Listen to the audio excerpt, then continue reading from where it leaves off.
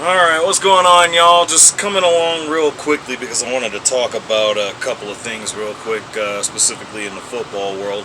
Starting with this here, I know we talked about this in the past. Brandon McManus, now a former kicker of not just the Denver Broncos and the Jacksonville Jaguars, but also the Washington Commanders, as they actually decided to release him amid all of his sexual assault allegations. I swear I'm going to get that right at some point. But yeah, this is actually pretty wild to me because, for one, it leaves Washington without a kicker. So, gonna be interesting to see how that ends up going. But more than that, I wanted to bring this up because I've said before, just having had a lot of things from the Vince McMahon situation, Chris Jericho, all of those being from WWE, and of course there are a multitude of other situations in the past. I want to say Ben Roethlisberger is one. And of course, we all know about the Kobe Bryant situation. God rest the souls of both Kobe and Gigi. Of course, I know there are some other ones. I'm trying to think. Goodness, it's the pitcher for the Dodgers. I know him fairly well. I'm familiar enough with baseball to know him. I can't remember, but either way, it's just kind of wild because I've been known in the past to say, and just sort of echo what my best friend has said in the past, if you're going to come through with allegations like these, have evidence, because one reason for that specifically is I think about situations going back to the whole Larry Nassar thing. The difference in that is that there are multitudes of women coming forward in this. This is just a couple, and it's just their word. But apparently, it seems to be enough because Brandon McManus is now without a job, and yeah, you just can never be too sure about these things or about anyone in particular, no matter how much you think you know about them. I mean, that could be said about anyone, but yeah, I mean, hopefully this is just something that, for his sake, is long enough to get him cleared. We'll see what happens there, I guess. But on to a more interesting note of sorts. I'm pretty sure they're not needing any help at kicker, but he decided to bring this guy along in Buffalo. Yeah, the Bills signed Gable Steveson to be a defensive tackle, interestingly enough, for the Buffalo Bills. This is interesting because the last time we saw something like this was actually Brock Lesnar, interestingly enough, with the Minnesota Vikings, had his tryout, but of course that didn't make it out of preseason. I'm not sure how far he got with that, but either way,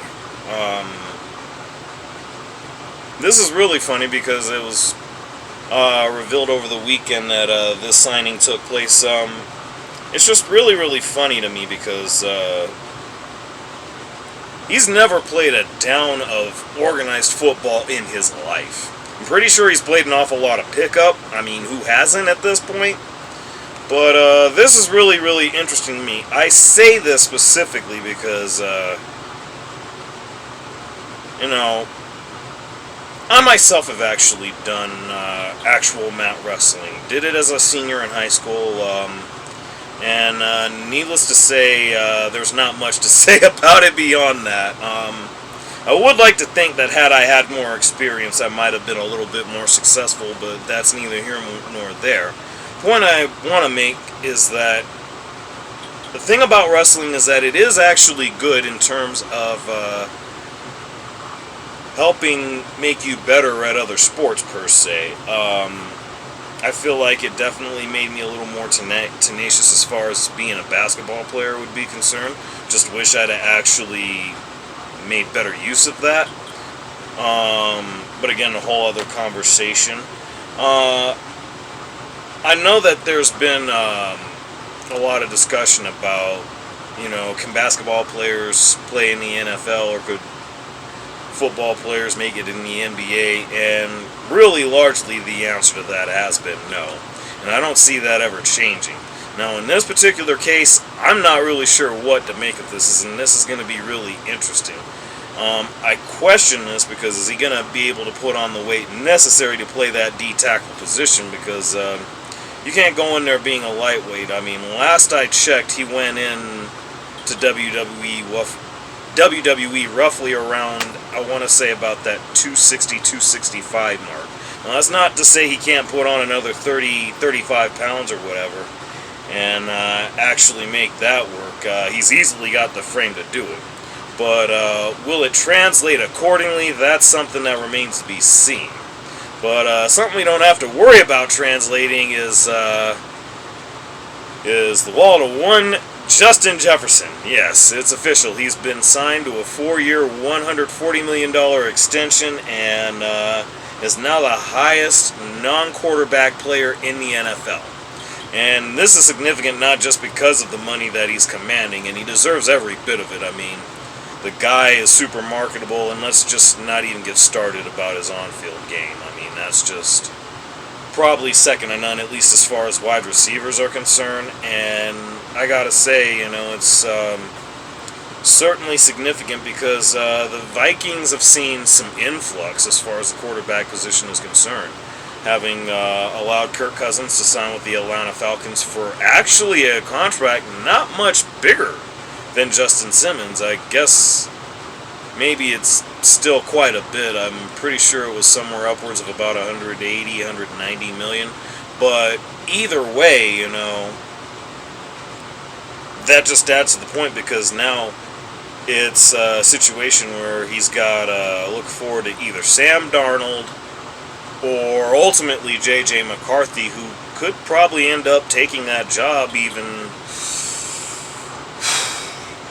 possibly somewhere by mid-season. I mean, who knows? I don't remember any of the other names that are in that quarterback room, but it's going to be interesting because they're getting that worked out. But moreover, along with T.J. Hawkinson, they're set in terms of their wide receiver tight end position because they've got pass catchers to throw to now.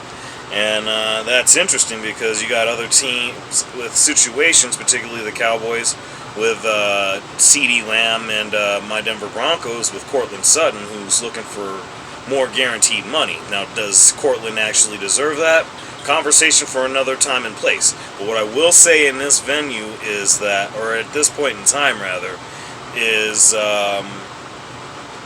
and this is going to be really interesting for all those situations because, at least with just those two names in particular, there's going to be interesting to see what kind of paydays come along, and especially with other names that are still looking to get a new deal. And as far as a new deal is concerned, what really isn't a new deal, but is still a deal all the same. We got this situation right here. What is there to be said that hasn't already been said when it comes to Aaron Rodgers and hell, even Nathaniel Hackett again? I've got a bit of ties to this situation with him being a former head coach of the Denver Broncos, but more than that, he's in a situation where he probably should have started off to begin with as an offensive coordinator. Now, it's going to be really interesting because we're going to have to see whether or not this can last more than 4 plays into the season. And I say that largely for the fact that they have no shortage of receivers or tight ends. I mean, ask Alan Lazard, ask Tyler Conklin, and a few others just to name them off. But, I don't know why I'm struggling with this one. Wilson, I'm not even sure. I can't even remember the name right now. But either way, a lot of people are looking at the Jets as potential Super Bowl favorites. And maybe rightfully so. The defense is arguably one of the top defenses in the league, maybe even the top defense. But none of that's going to matter if this doesn't work out right here, because at the end of the day,